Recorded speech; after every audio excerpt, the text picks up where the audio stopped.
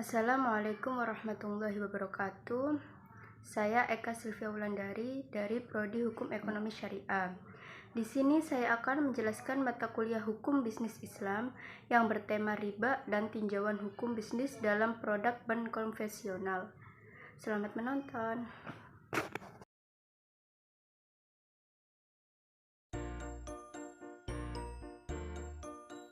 Assalamualaikum teman-teman.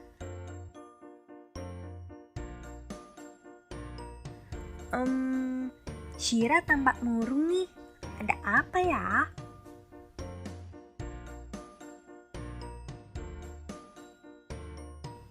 Memangnya tadi Syira letakkan pensilnya di mana?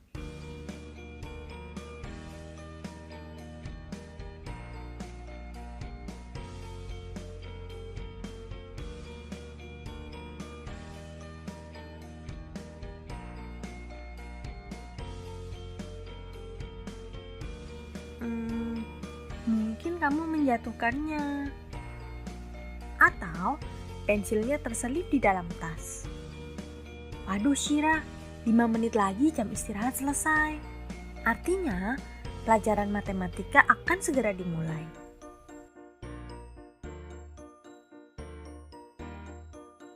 Syira, kenapa kamu tidak coba meminjam uang pada Rian untuk membeli pensil di koperasi sekolah? Oh, Rian mau meminjamkan uang 5.000 ke Syira, asal besok dikembalikan jadi 7.000. Bagaimana menurutmu Syira? Tapi Syira butuh pensil itu untuk pelajaran matematika nanti. Oh ya benar, ya seperti itu namanya riba. Riba itu artinya tambahan. Ketika kamu meminjam uang, kemudian ada tambahan saat mengembalikannya, maka tambahan itu disebut dengan riba. Betul, riba adalah perbuatan yang zolim. Riba dapat membuat pemberi pinjaman malas berusaha. Sedangkan orang yang menerima pinjaman akan terbebani dengan riba. Allah akan memasukkan pelaku riba ke dalam neraka. Kalau begitu Rian, sebaiknya meminjamkan uang ke Syira tanpa meminta tambahan apapun pada saat mengembalikannya. Bantulah Syira dengan ikhlas. Insya Allah akan mendapat pahala. Oke Rian? Alhamdulillah, kalian memang anak-anak yang soleh dan solehah. Kira-kira di mana ya pensil Syira teman-teman?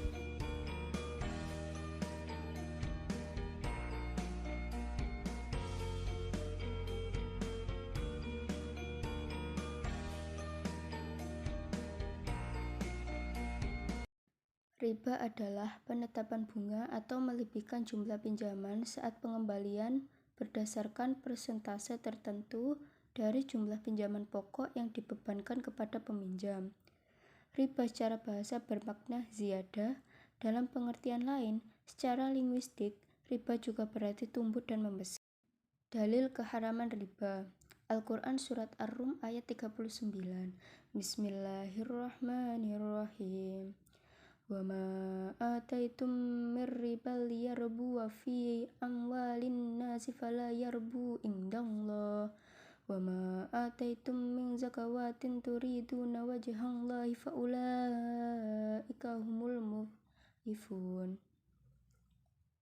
Yang artinya, dan sesuatu riba atau tambahan yang kamu berikan agar dia bertambah pada harta manusia, maka riba itu tidak menambah pada sisi Allah. Dan apa yang kamu berikan berupa zakat yang kamu maksudkan untuk mencapai keridhaan Allah, maka itulah orang-orang yang melipat gandakan pahalanya. Macam-macam riba. Selain istilah, ada 5 macam-macam riba. 1. Riba nasi'ah. Riba yang pertama ini ialah seseorang menghutangi uang dalam jumlah tertentu kepada seseorang dengan batas tertentu, dengan syarat berbunga sebagai imbalan batas waktu yang diberikan tersebut. Misalnya, seseorang yang berhutang sebesar Rp1.000 yang mesti dibayar dalam jangka waktu yang telah ditetapkan tetapi tidak terbayar olehnya pada waktu itu, maka bertambah besarnya jumlah hutangnya. Yang kedua, riba fadl. Macam riba selanjutnya yakni riba fadl merupakan tambahan yang disyaratkan dalam tukar-menukar barang yang sejenis. Jual beli ini juga disebut sebagai barter tanpa adanya imbalan untuk tambahan. Yang ketiga, riba aliyat. Riba aliyat adalah riba dalam jual beli atau yang terjadi dalam penukaran. Penukaran tersebut terjadi tanpa adanya kelebihan, namun salah satu pihak yang terlibat meninggalkan akad sebelum terjadi penyerahan barang atau harga. Yang keempat, riba qard. Riba ini adalah riba dalam utang piutang, yaitu dengan mengambil manfaat atau tingkat kelebihan tertentu yang diisyaratkan kepada penerima utang atau pendapat ulama tentang ilat riba. Ilat diharamkannya riba menurut ulama Malikiyah pada emas dan perak adalah harga. Sedangkan mengenai ilat riba dalam makanan, mereka berbeda pendapat dalam hukumannya dengan riba nasi'ah dan riba fadl.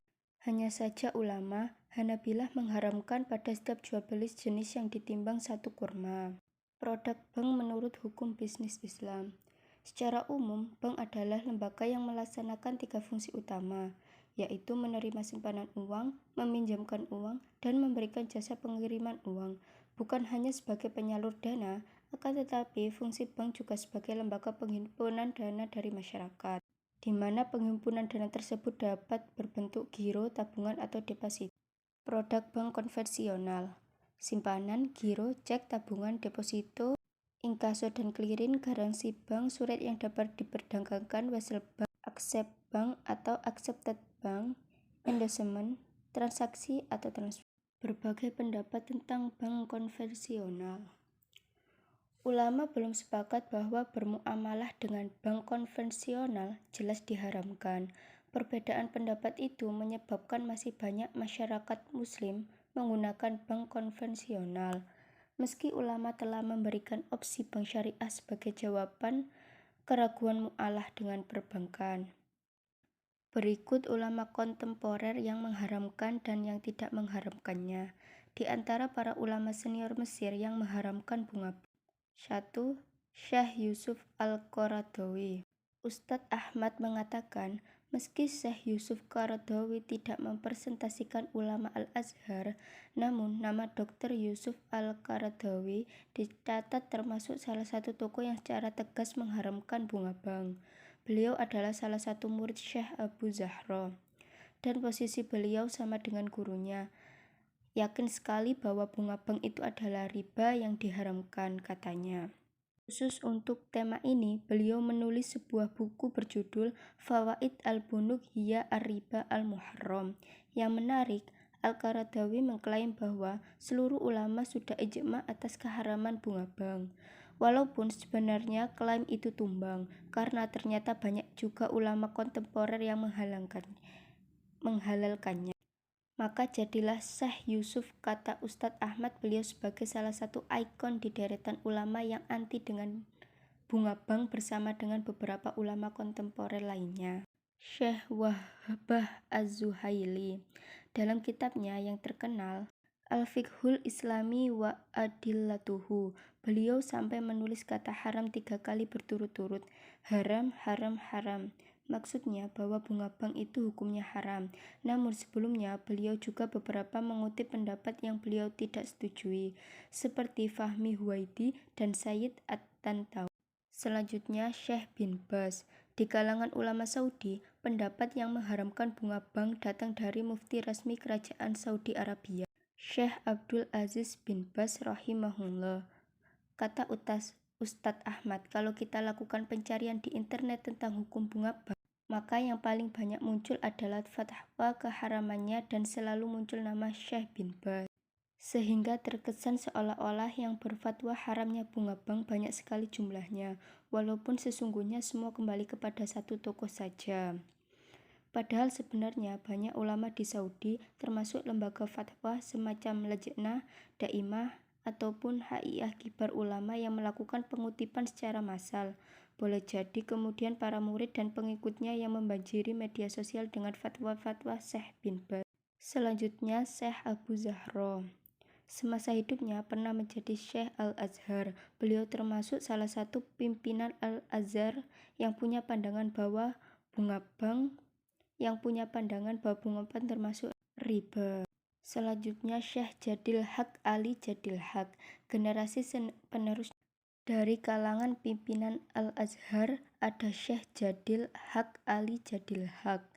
Beliau tercatat sebagai ulama yang punya pandangan bahwa bunga bank termasuk riba yang diharamkan. Selanjutnya Syekh Dr. Ahmad Thayyib. Beliau saat ini masih menjabat sebagai Syekhul Azhar di Mesir. Pendapat beliau tentang bunga bank ini sama dengan para pendahulunya, yaitu menganggapnya bukan sebagai riba. Selanjutnya Syekh Dr. Muhammad Sayyid Tanatawi. Dalam fatwanya, beliau menyebutkan bahwa bunga dari hasil menabung di bank bukanlah riba yang haram, tetapi merupakan bagi hasil atas usaha bersama. Selanjutnya Fahmi Huwaidi.